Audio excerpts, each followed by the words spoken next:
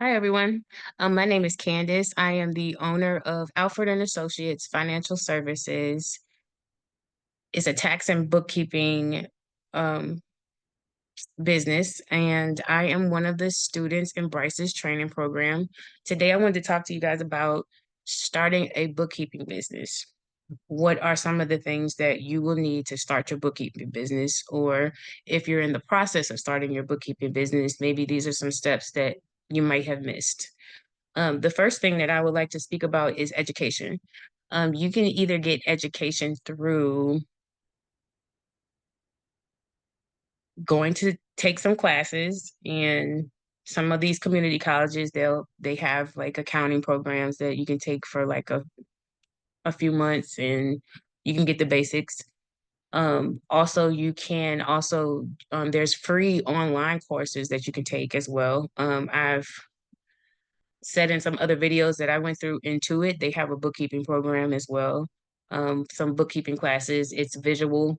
They also have questions and situations. So it's really good for just getting familiar with the bookkeeping process. Also, you can just take online classes online, and those are paid, some of those as well. Through some of the colleges, they have those as well. Um, to be a bookkeeper. You do not need a certification to be a bookkeeper. You don't need to be a CPA or a public accountant to be a bookkeeper. Um, the second thing that you would also need to be a bookkeeper is to have a cloud-based software. The reason why I'm saying cloud-based is because if you're virtual like me, um, you can take your work anywhere with you as long as you have a laptop or a tablet. And with some of these applications, you can use your phone. So you're always in contact with your client and able to do the work wherever you are. Um, the softwares, there's so many to choose from. Uh, for accounting, I would do my research. I would see how many businesses are actually using the softwares that you're looking at.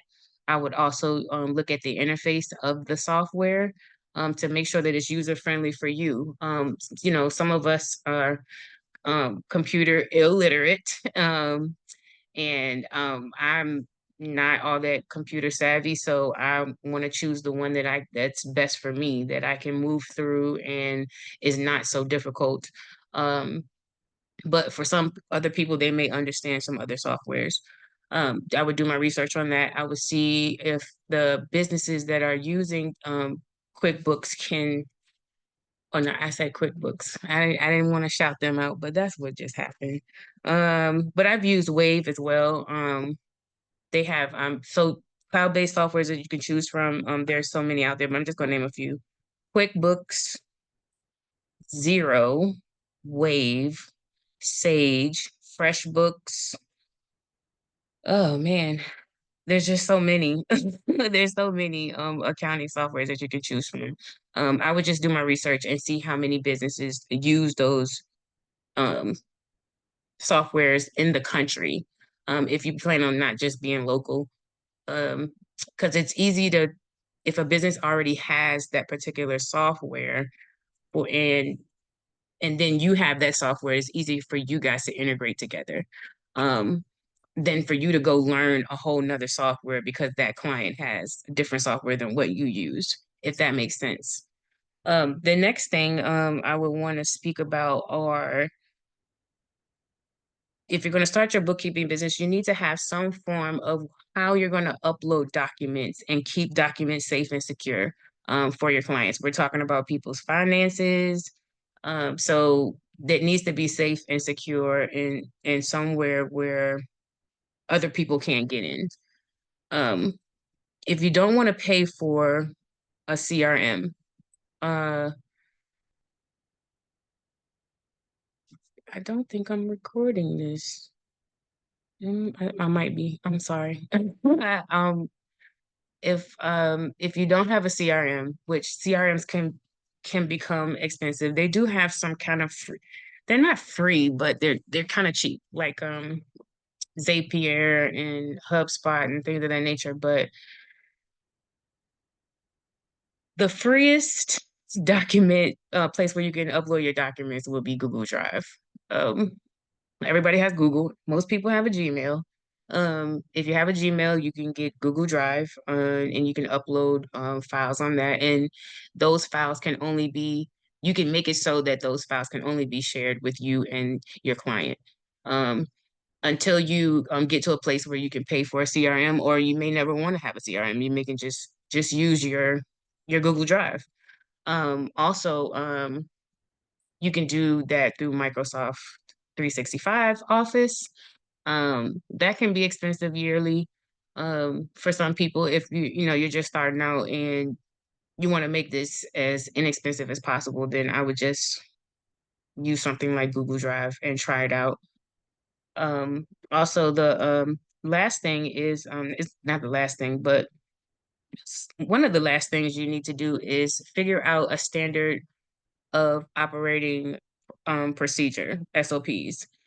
Figure out what is the process from the beginning of, once the client is signed their contract till and onboarded, to the time that you're finished with that client, as far as their at the month end and then at the year end. So you would take yourself through the process of signing the contract,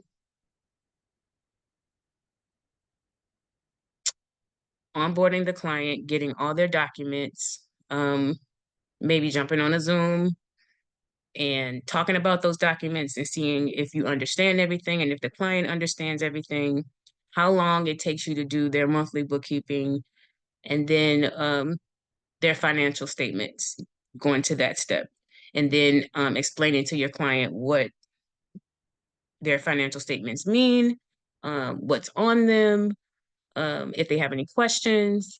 And then your last part would be the year end, um, of doing the bookkeeping and seeing if they're prepared for taxes, um, if you have any recommendations for them, things of that nature.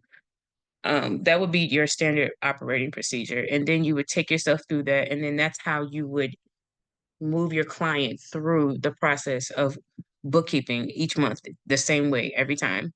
Um, Also, you would, if you're going to pick a niche, um, whether that be construction, truck drivers, lawyers, dentists, cleaning businesses, whatever that's going to be, I would pick a niche, and then I would figure out where those clients are, whether that be on social media, in the groups that they have, like on Facebook, and groups that they have on LinkedIn, um, where and if you're going to do that outside of social media, where do these people hang out? Like, and where do they have their meetings, and like social groups and things of that nature. I would go and figure out where all that is, and that's where my clients are, and then that's where I need to network so that they can know what I do, so that I can help them.